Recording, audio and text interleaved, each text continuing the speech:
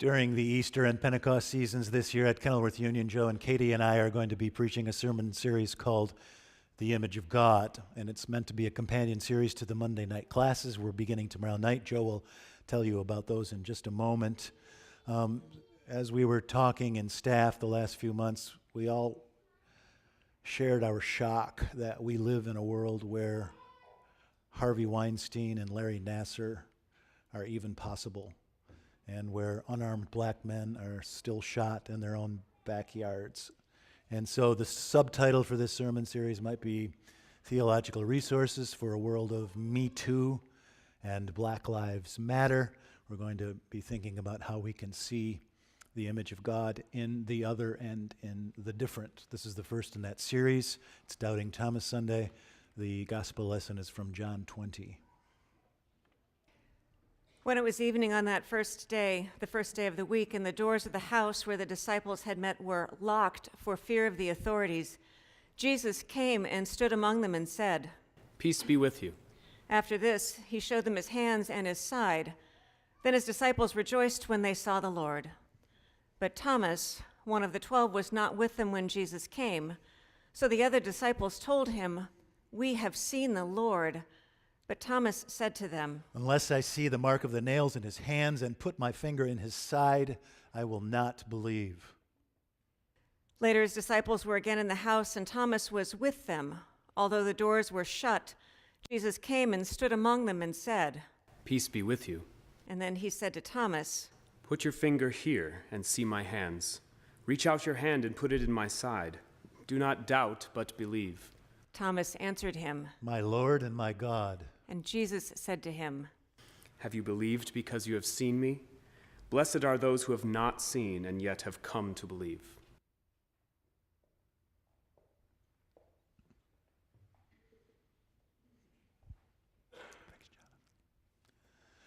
Pray with me. May the words of my mouth and the meditations of our hearts be acceptable in thy sight, O Lord, our rock and our redeemer. Amen. So I have a favorite disciple. Do you have a favorite disciple? My favorite disciple has always been St. Andrew, because he is the patron saint of evangelists everywhere, because in the Gospels, Andrew is always dragging people to meet Jesus. He's also, of course, the patron saint of Scotland, and therefore of Jordan Spieth and Tiger Woods and Augusta and Glenlivet. Andrew is my favorite. But as I get older, St. Thomas is actually approaching St. Andrew in my affections. I was raised in Western Michigan among evangelical Christians of fixed, muscular, and implacable faith. So I got used every Sunday after Easter, every spring, to my preachers and Sunday school teachers scolding Thomas for his insistence that he had to see before he believed. But the older I get, the more thankful I am that someone like Thomas is so prominent in the Gospel of John, and that Jesus is so gentle towards and understanding of his legendary skepticism. Because I'm a lot like Thomas, maybe you are too. I've seen a lot of crucifixions in my day, not very many empty tombs.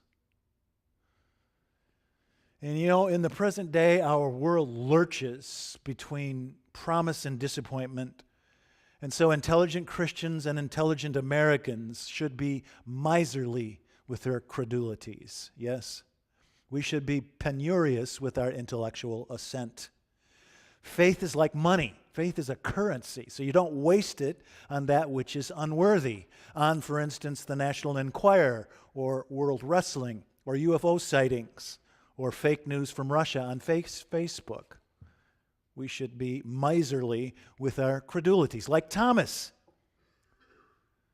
After Thomas finally meets the risen Lord, after all, he lets loose with the most extravagant confession of faith anywhere in the Gospels.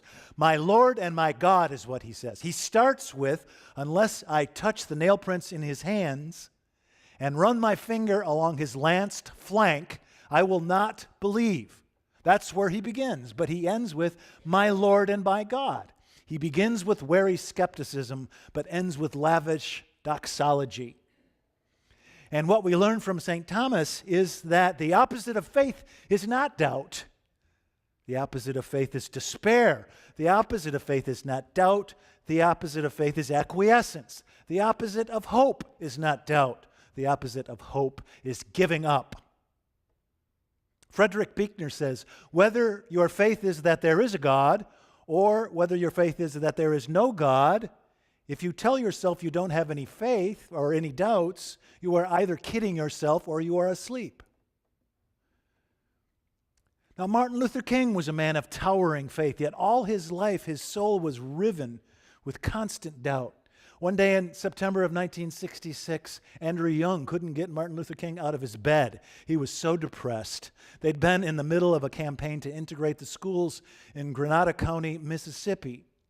One morning, a few days before Martin Luther King stayed in his bed, 150 black children went into the schools, an elementary school and a high school in Grenada, and instantly all the white children walked out. So no class, no teachers, no children. The black students left a little while. And as soon as they walked outside the school building, this crowd of grown men surrounded them. Grown men beat a 12-year-old boy and broke his leg with iron pipes. They pummeled a 12-year-old girl with pigtails. This is 3 years after Bull Connor's fire hoses and police dogs shocked America in Birmingham. And Dr. King thought he'd been defeated. He had severely underestimated the racism of white America.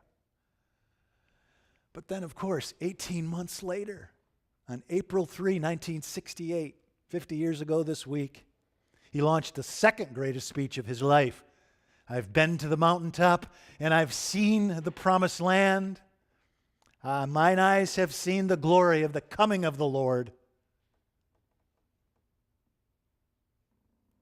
Mine eyes have seen many crucifixions, but I've also seen an open tomb. Mine eyes have seen many Golgothas, but I've also met the risen Lord. The opposite of faith is not doubt, it's giving up. So it's been 50 years. That seems like a long time to be fighting the same battle, doesn't it? How are we doing? On January 19, 2002, the community of Lauderhill, Florida, not far from Fort Lauderdale, wanted to throw a town-wide celebration of the life of Martin Luther King Jr. And as part of this celebration of Dr. King's life, they wanted to honor James Earl Jones. You know who that is, right? Legendary African-American actor of screen and stage and radio, the voice of Darth Vader, the voice of Mufasa, the voice that God now regrets having given away. And the town folk were going to give James Earl Jones a plaque honoring all of his commitments to amplifying the life of Dr. Martin Luther King. But when the plaque arrived from the workshop, it said, "Thank you, James Earl Ray, for keeping the dream alive." Honest mistake, but it's sort of emblematic of the civil rights effort in these 50 years, isn't it? A friend of mine was raised in a pious, observant Christian family. She went to church 100 times a year, she says, but she's not been back to church since she was married there 30 years ago. She's about my age, which means that she came of age probably about 1968. And I asked her why she's not raising her family the way she was raised by her own family, where she'd come from. And she said, at Sunday school when I was a child, we would sing red and yellow, black and white. They are precious in his sight. Jesus loves the little children of the world. And then on Monday morning, my mother would forbid me from playing with our black neighbors. I had already figured out that the church's platitudes were hollow and empty. I was 6 years old.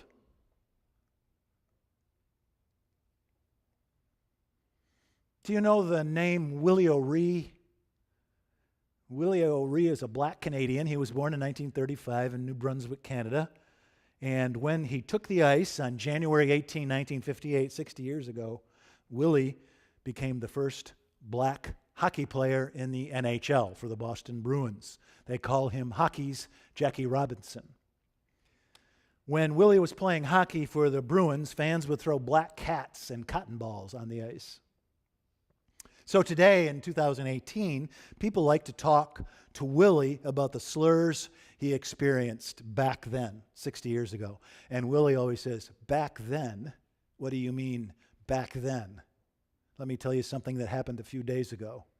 I was traveling for work, and I went onto the elevator at the hotel, and I caught the eye of a man who was exiting the elevator, and he took one look at the color of my skin and unleashed a racial epithet. He'd never met me. Wayne Simmons is another black Canadian.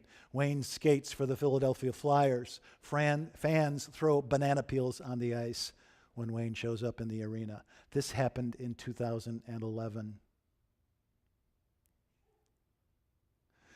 Jesse Jackson pointed out something very important. Jesse, of course, was 26 years old on April 4, 1968, outside the Lorraine Motel. And he says, how he lived is why he died. I think he's right about that. How he lived is why he died.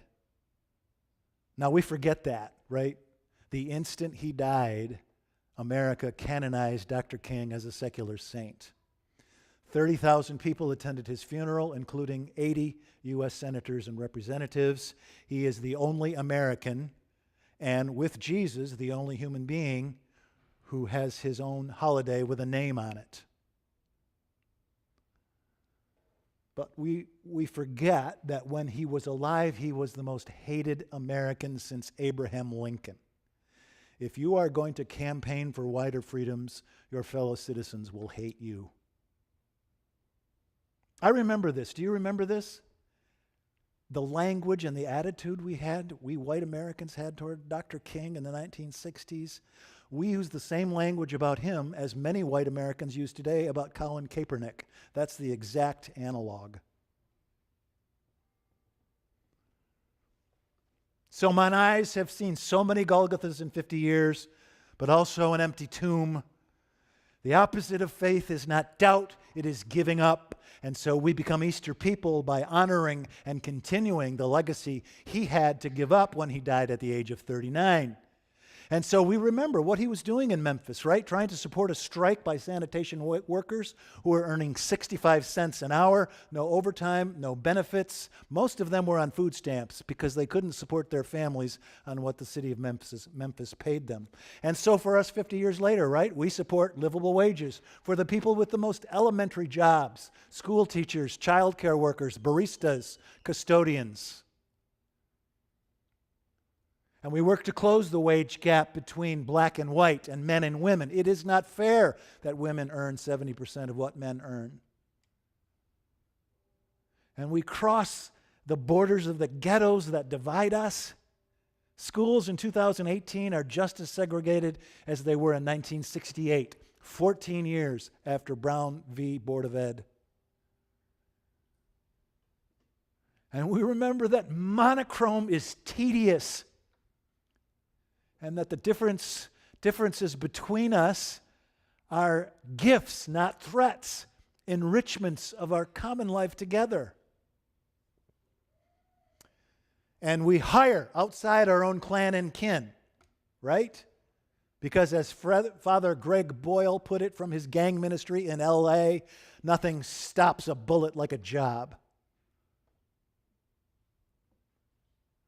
And we make sure that our police departments conduct robust psychological testing and thorough training for new recruits so that we properly select and prepare the people we delegate to protect us and send out into harm's way with guns and tasers. Now, a lot of us have graduated from the finest universities in the world. This is the peak of human achievement. University of Chicago, Northwestern, Harvard, Princeton, Stanford. The peak of human achievement. Maybe we start scholarships to fund the education of bright, young high school students who have lots of brains and lots of ideas and lots of creativity and lots of ambition, but no money, so that they can learn from the institutions that taught us how to flourish.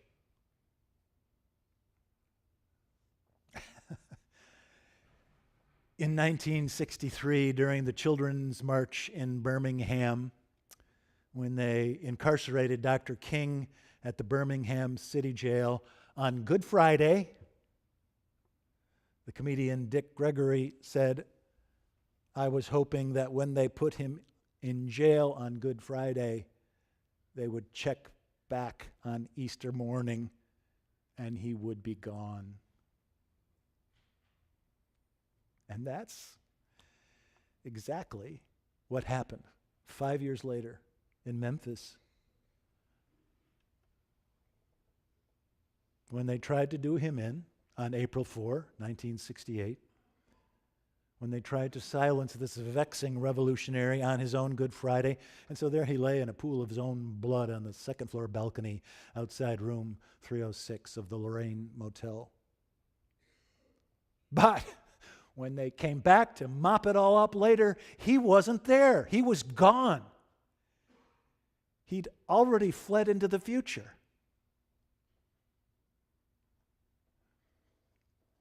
Did you happen to see John Legend playing Jesus in Superstar on Easter evening? Doesn't get much better than that. While I was watching John Legend be Jesus, I remembered the greatest rap song of all time, the song Glory that he wrote for the movie Selma. That's why Rosa sat on the bus. That's why we walk through Ferguson with hands up. When it go down, we woman and man up. They say stay down and we stand up. King pointed to the mountaintop and we ran up. Welcome to the story we call victory. Coming of the Lord, mine eyes have seen the glory. When the war is done, when it's all said and done, we'll cry glory, oh glory.